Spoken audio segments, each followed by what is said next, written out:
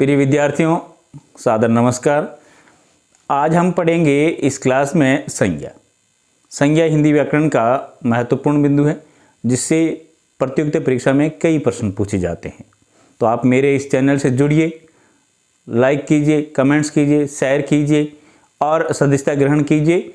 और हर क्लास आपके व्याकरण के पूरे बिंदुवार हम अध्ययन कराएंगे, तो आपकी प्रतियोगिता परीक्षा के लिए बहुत रामबाण साबित होंगे। आइए हम इस क्लास में पढ़ते हैं संज्ञा। हाँ, संज्ञा सबसे पहले पढ़ेंगे संज्ञा की परिभाषा। संज्ञा किसे कहते हैं? किसी व्यक्ति, वस्तु, स्थान, गुण, दोष, अवस्था, भाव आदि का बोध कराने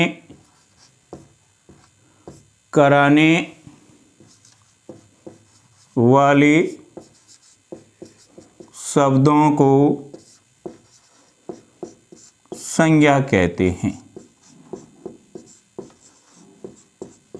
संज्ञा कहते हैं यानी परिभाषा, किसी व्यक्ति, वस्तु, स्थान, गुण, दोष, अवस्था, भाव आदि का बोध कराने वाले शब्दों को संज्ञा कहते हैं। हिंदी में संज्ञा मुख्यतः 3 प्रकार की होती है। आपने देखा होगा कई पुस्तकों में आप देखोगे कि संज्ञा के 5 भेद बताए गए हैं, तो उसका पूरा विस्तार से मैं आपको बता दूंगा। संज्ञा मुख्यतः 3 प्रकार की होती है, याद रखना होगा। संज्ञा मुख्यतः 3 प्रकार की होती है। संज्ञा कितने प्रकार की होती है? 3 प्रकार की। संज्ञा मुख्यतः 3 प्रकार की होती है। ध्यान रखना होगा कि संज्ञा मुख्यतः 3 प्रकार की होती है। सबसे पहला भेद है व्यक्तिवाचक संज्ञा। सबसे पहला भेद कौन सा है? व्यक्तिवाचक संज्ञा। और दूसरा है जातिवाचक संज्ञा। संज्ञा का दूसरा भेद है जातिवाचक संज्ञा। और संज्ञा का तीसरा भेद है भाववाचक संज्ञा। संज्ञा का तीसरा रूप है भाववाचक संज्ञा। अब इसमें जातिवाचक संज्ञा के 2 भेद अलग हैं, जिनको कई किताबों ने 5 संज्ञा के 5 भेद बताया है। जातिवाचक संज्ञा के 2 भेद हैं। एक तो है समूह या समुदायवाचक संज्ञा। समूह या समुदायवाचक संज्ञा। और दूसरा है आपकी द्रव्यवाचक संज्ञा। कई किताबों में आपको मिलेगा पदार्थवाचक संज्ञा। यानी जातिवाचक संज्ञा के 2 रूप हैं, समूह या समुदायवाचक संज्ञा, और दूसरा है द्रव्यवाचक या पदार्थवाचक संज्ञा। अब हम आगे पढ़ेंगे व्यक्तिवाचक संज्ञा की परिभाषा। यानी वे शब्द जो किसी विशेष व्यक्ति, विशेष स्थान, वे शब्द जो किसी विशेष व्यक्ति, विशेष स्थान, विशेष वस्तु का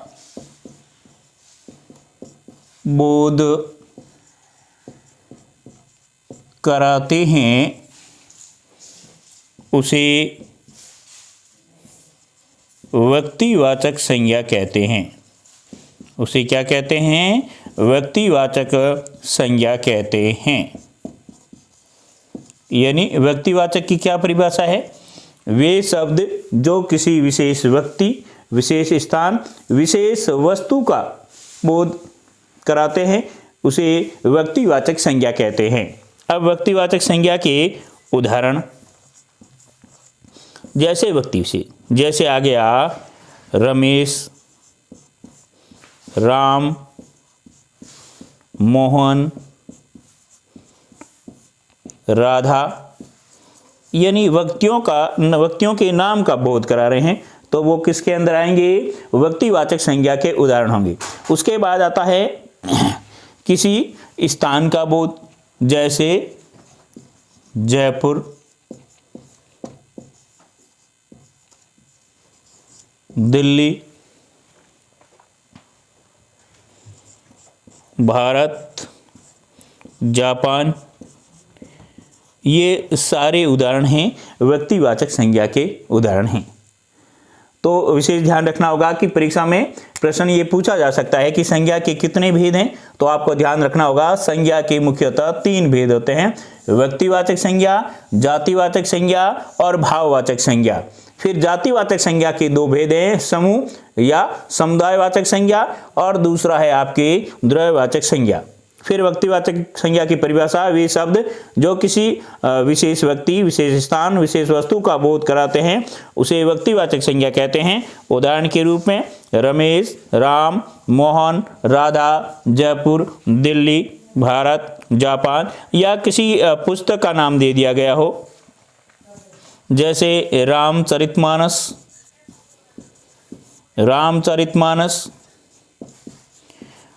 जैसे और अन्य उदाहरण में जैसे किसी दिशा का, जैसे पूर्व दिशा, तो ये भी किस में आएंगे?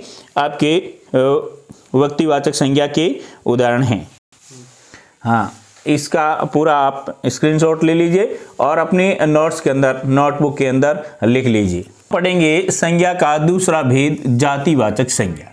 जातिवाचक संज्ञा की परिभाषा है, वे शब्द जो किसी प्राणी, वस्तु, वे शब्द जो किसी प्राणी, वस्तु, पदार्थ के पूरे समुदाय, वर्ग या जाति का बोध कराते हैं, उसे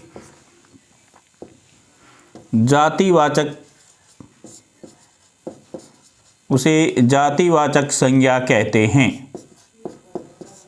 उसे जातिवाचक संज्ञा कहते हैं। तो जातिवाचक संज्ञा की क्या परिभाषा होगी? वे शब्द जो किसी प्राणी, वस्तु, पदार्थ के पूरे समुदाय, वर्ग या जाति का बोध कराते हैं उसे जातिवाचक संज्ञा कहते हैं। उदाहरण के लिए नगर, देश,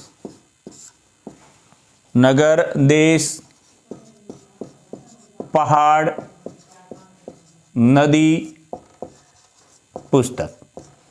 जैसे कि आपने पढ़ा कि नगर, ये नगर किसी पूरे वर्ग, अपने नगर समुदाय का बोध कराता है। जैसे जयपुर आ गया तो वो किसके अंदर होगा? व्यक्तिवाचक संज्ञा होगा। जबकि नगर लिखा होगा तो वो किसके अंदर आएगा? जातिवाचक। आपने देखा होगा कि भारत में भारत उदाहरण होगा व्यक्तिवाचक का।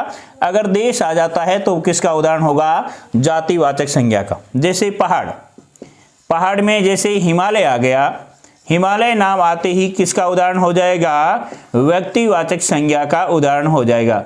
किसका हो जाएगा? व्यक्तिवाचक संज्ञा का उदाहरण। और पहाड़ शब्द आते ही वो किसके, यानी पहाड़ पूरे समुदाय वर्ग का ये क्या कर रहा है? बोध करा रहा है। तो ये किसका उदाहरण हो जाएगा? जातिवाचक संज्ञा का उदाहरण हो जाएगा। जैसे नदी पूरे समुदाय, पूरे वर्ग का नेतृत्व कर रही है, तो ये क्या हो जाएगा? जातिवाचक संज्ञा। जैसे इसमें आ गया नदी का नाम, जैसे गंगा, यमुना, तो ये दोनों हैं, ये शब्द हो जाएंगे आपके, गंगा यमुना नाम आया है तो ये व्यक्तिवाचक संज्ञा के उदाहरण हो जाएंगे। नदी होगी वो जातिवाचक संज्ञा का उदाहरण होगा। किसका होगा? जातिवाचक संज्ञा का उदाहरण। उसी प्रकार हम देखेंगे पुस्तक। पुस्तक किसका उदाहरण है? पुस्तक है वो जातिवाचक संज्ञा का उदाहरण है। किसका है? जातिवाचक संज्ञा का उदाहरण है। अब पुस्तक में जैसे आ गई भाई, जैसे मेघदूत, कालिदास की रचना मेघदूत, ये नाम आ गया तो ये व्यक्तिवाचक संज्ञा का उदाहरण। व्यक्तिवाचक जैसे रामायण, ये किसका उदाहरण हो गया? पुस्तक का नाम हो गया। नाम आते ही किसका हो जाएगा? व्यक्तिवाचक संज्ञा का उदाहरण हो जाएगा।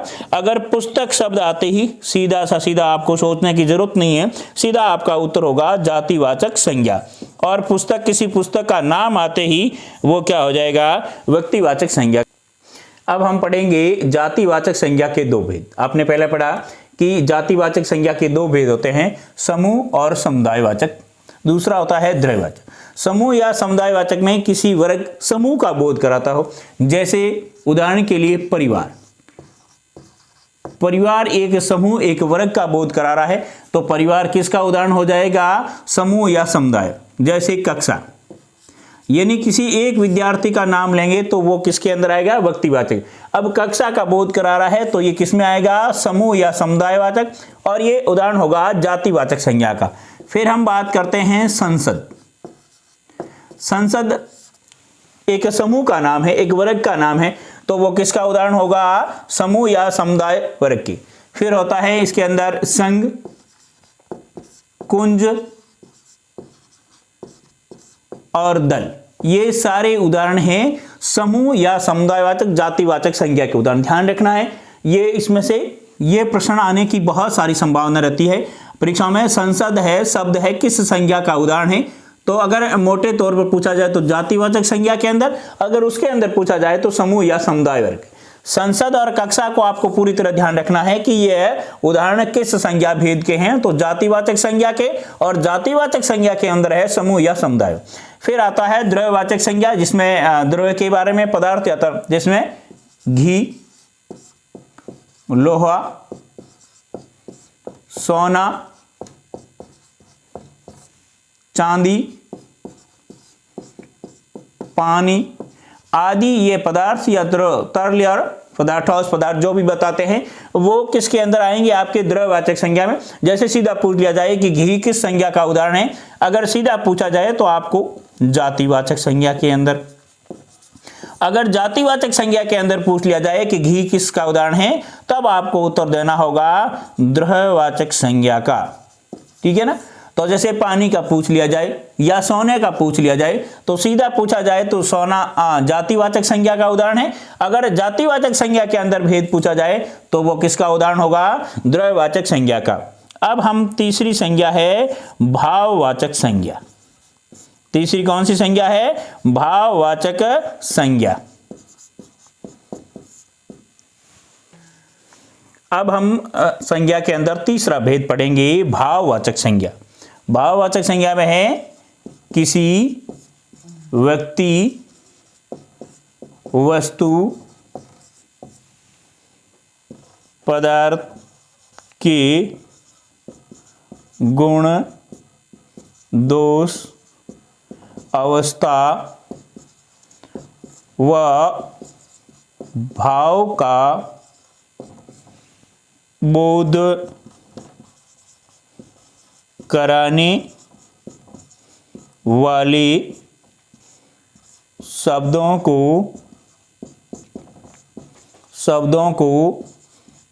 भाववाचक संज्ञा कहते हैं। भाववाचक संज्ञा कहते हैं। तो तीसरी संज्ञा का भेद है भाववाचक संज्ञा, जिसमें किसी व्यक्ति, वस्तु, पदार्थ के गुण, दोष, अवस्था, भाव का बोध कराने वाले शब्दों को भाववाचक संज्ञा कहते हैं। उदाहरण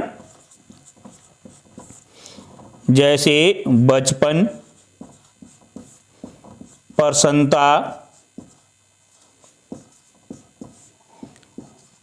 लंबाई,